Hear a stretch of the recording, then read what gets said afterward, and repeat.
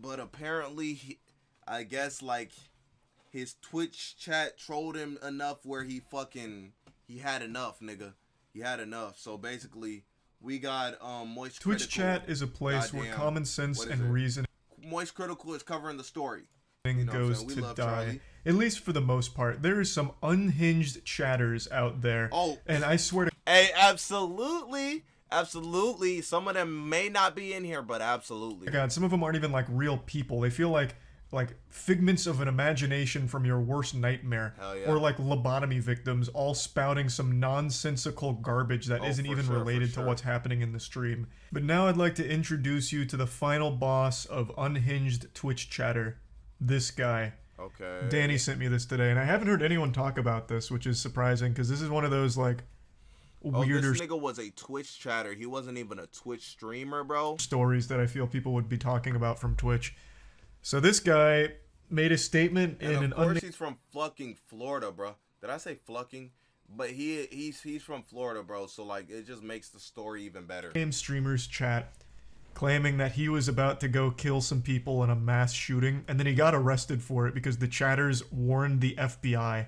And they actually acted on it. Oh, wait, so he said that mass murder was coming soon in the Twitch chat, and then they actually showed up and arrested this man, and he's now about to face some serious repercussions for this. See, man. This is also... Hey, bro. That's what I mean, bro. Sometimes Twitch chat is a little crazy, because... What the fuck? Niggas swear they untouchable, bro, but like, bro. Come on, bro. Surprisingly, like the first time I feel the FBI's ever acted on something like this, I can't remember which mass shooter it was, but one of the mass shooters had made a statement similar to this in a YouTube stream, and the FBI was tipped off about it. And they had already like identified that guy as a person of interest, and they still didn't act on it, and he actually did follow through and kill people. Yeah, nice. What mass shooter was that? Does anyone remember? Was it Nicholas Cruz? It might have been. Hey, this is just the reason they really arrested this nigga was because he's from Florida. But yeah, so I think this is a good thing. I am happy to hear that they took action about that. 100%. Because they need to start doing this. With everything that's been going on, this is a fat W. Seriously, bro. Huge L for this fucking loser, but like a big W for law enforcement. I'm glad they finally bothered to take any level of proactive action here. Genuinely, for sure. Niggas don't be taking fucking online shit seriously, bro. But like, bro, like I said, bro, this day and age, everything is just online, bro. Now, when he was apprehended and questioned by authorities, he admitted that the account was his and that the comments were stupid, saying that he was in a dark place, kind of similar to like a YouTuber apology video, honestly. No. He was saying like he was depressed in a dark place. He would have for sure followed through with that message. Intoxicated, and he was recently going through a loss in the family, so he made those comments, which isn't a justification at all for what he said. Like, it's sad to hear that he was going through such tough shit, but that doesn't at all excuse these kind of threats. And I do consider these threats now. This isn't just like nonsensical hoopla tossed out there. At all, I no longer view it as niggas be swearing like I'm being overprotective by like taking it seriously. Like, bro, that's not funny to say or something. Like, oh shit, he's so lame. But no, nigga, what the fuck? Niggas are weird nowadays, bro. It's just a prank, bro. It's just me goofing around, being a little silly, threatening some mass murder. When there have been so many mass shootings, and like I mentioned in the stream, one case just like this where someone made a very similar threat and then followed through on it shortly thereafter. And you see so many times, like almost every time there's a mass shooter, the authorities come out and they're like, yeah, we actually knew that this guy was a threat. We also knew about the things he was saying online. We actually even had him in our custody for a little while. We gave him a fist bump and told him, like, you know, it's all good now. We looked into your eyes, into the windows of your soul, and we decided you probably won't do it. And then he did it, so we were kind of shocked and almost betrayed that he did it. But yeah, we knew like all of these details. And then you always like are left scratching your head like, well, why didn't you act on it? Like maybe get guns away from that person or something. So even if this guy wasn't a legitimate threat, he wasn't some Gotham villain about to poison the water supply or start spouting riddles off to Batman, it's still good. And I view it as a very positive thing that the authorities went to investigate, to confirm whether or not this individual had plans to harm himself or others. I'm glad it wasn't a threat that was taken lightly or falling on deaf ears, just because I don't think there's any reason to take that chance anymore when something just like this happened and did lead to a lot of innocent deaths. So Literally, I do bro. think this is a Like, good thing, it kind of but sucks that niggas have to wait for it to for real happen, especially on some magnitude like this. But I have at least seen a they're lot of doing people it now, making these for real, slippery like, they're slope taking it arguments serious. about, well, if everyone's chats are being policed and you can be arrested for things you say anonymously in a chat room, that could lead to a lot of other things where people are getting punished for really minor offenses. Then don't be And I can weird, kind of nigga. see where that stance is coming from, that perspective, because Like, yeah, I can see what you mean, because niggas be trolling and shit, but, like, stop being weird. Like, niggas be overdoing it, bro. I feel like the, like, most extent you can be, like, some shit like that is, like, being sus or some shit. Like, bro, you know what I'm saying? Like, you could be sus and shit, you know? But I feel like that's the extent you can go to. At that point, niggas be trolling about, like, ooh, that child's so fine. Like, nigga, no. That's just being weird, bro. for example, E-Rob, who is a Twitch streamer, nay, that's doing him a disservice. He's more than a streamer, he's a goddamn icon. E-Rob made a joke with one of his viewers in his offline Twitch chat about beating him up at TwitchCon. It was just a threat made in jest between two people that knew each other, and E-Rob got reported for it in the offline chat, and Twitch banned him for a whole month because of that threat, even though Offline chat is insane. Niggas is watching, boy. it was just a joke. And they didn't fall back on the ban. He spent the entire time in the slammer, in purgatory, unable to stream, all because he made that joke that was taken to the principal's office by the hall monitor, and he was unjustly disciplined for it. So I can see why people would then take this situation where this man was arrested after his threats and blow it up to a bigger scale, where if this is more commonplace, who's to say authorities won't start just striking people down for really small things without looking at like the bigger context or even bothering to see if they were joking or whatever.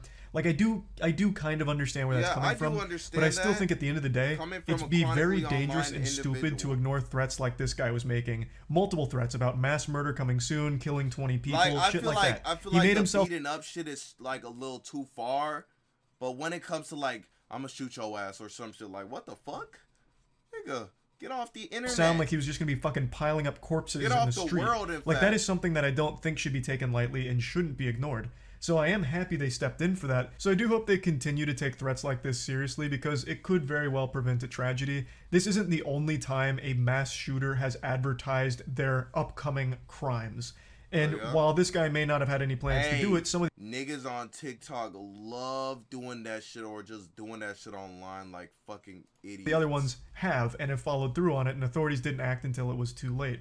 Now this does bring me to an extremely important point to mention with this whole subject, and that's the curious case of Josh Palault, whom I've made a video on and who's been on our podcast twice now, because his situation was so unique and fascinating and just at times downright diabolical. This shit grabs your nipples and fucking titty twisters them. Like his whole case, his situation and everything is unreal to believe that it actually happened. And it's very similar to what we're talking about right now.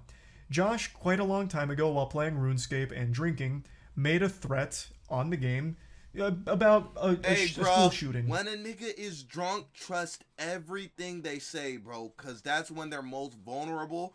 And they telling the truth because they don't know. Don't go to school the next day, that kind of thing.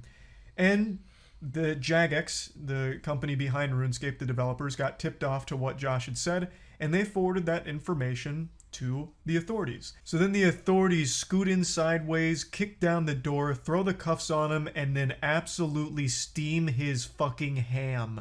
He received 6 years in prison. This was not a light sentence by any means. 6 full years, which he served the entire term of, because they determined that they had reason to believe he was like an actual possible threat. I feel like 6 years is kind of insane for an online threat. You feel me? Or maybe like a year or some shit. I'm not going to get into like the actual nitty gritty of the case, but with all the information out there, it feels like it was an extreme case of corruption here that led to him receiving a 6-year punishment.